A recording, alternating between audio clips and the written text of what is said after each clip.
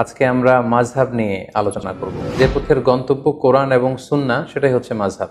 আল্লাহ রাসূল সাল্লাল্লাহু আলাইহি ওয়াসাল্লামের এক নির্দেশনা, একটি কমান্ড থেকে সাহাবাদের মধ্যে এক গ্রুপ একভাবে বিষয়টি বুঝলো, আরেক গ্রুপ ঠিক তার উল্টোটি 180 ডিগ্রি অ্যাঙ্গেল বিপরীতে যেয়ে তারা বুঝলো।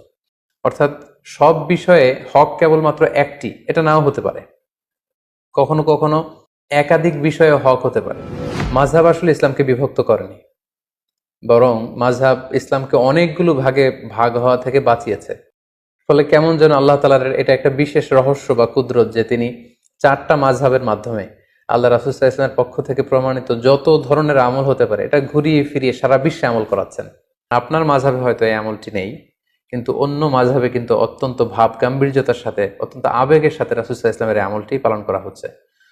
সো মাযহাবের কোনো আমলকে, আল্লাহ রাসূল সাল্লাল্লাহু আলাইহি ওয়াসাল্লাম থেকে প্রমাণিত কোনো আমলকে যদি আপনি ঠাট্টা করেন, অন্য কোনো মাযহাবকে যদি আমরা ঠাট্টা করি, তাহলে এটা কেমন যেন রাসূল সাল্লাল্লাহু আলাইহি ওয়াসাল্লামের আমল নিয়ে ঠাট্টা করার শামিল, যেটা অনেক বড় ধরনের একটি কবিরা গুনাহ। নতুন নতুন অনেক ইস্যু, নতুন নতুন অনেক কন্টেম্পোরারি মাসআলা তখন আসছিল, যেটি আগে ছিল না।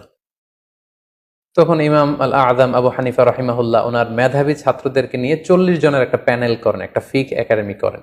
তাহলে সংক্ষেপে যদি আমরা এভাবে বলি যে ইমাম আবু হানিফা এবং ইমাম মালিক ওনারা সমসাময়িক ছিলেন। ইমাম আবু হানিফা ইরাক কেন্দ্রিক ইবনু মাসউদ রাদিয়াল্লাহু তাআলা আনহুর যেই জ্ঞান ওনার ছাত্রদের থ্রুতে ওনার হাতে এসেছে, সেটার উপর বেস করে ইরাকে তিনি হানাফি মাযহাব প্রতিষ্ঠা করেন।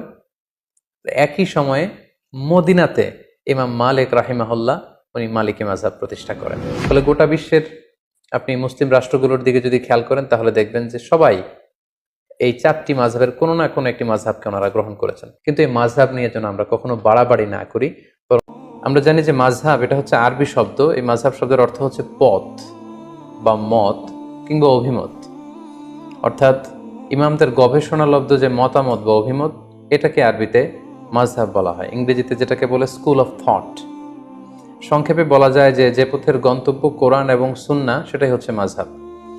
অনেক সময় এমন হয় যে কোরআন এবং সুন্নাতে যে বিধিবিধানগুলো দেয়া হয়েছে সেগুলো সরাসরি হয়তো আমাদের বুঝে আসে না, কিংবা মানাটাও আমাদের জন্য কষ্ট হয়ে যায়। সেক্ষেত্রে এটাকে বুঝবার জন্য, এটাকে সহজভাবে আমল করবার জন্য আমাদেরকে মাযহাবের থ্রুতে, মাযহাবের যে মতামত সেটার থ্রুতে যদি আমরা আমল করি, সেটা আমাদের জন্য আমল করা অনেক সহজ হয়ে ওঠে। মাযহাব কোরআন সুন্নাহ বিরোধী কিছু নয়, বরং কোরআন এবং সুন্নায় যে বিধানগুলো রয়েছে এগুলোকে একটা ইন অর্ডারে, একটা সুবিন্যস্ত ধারাতে নিয়ে আসার চেষ্টা করা।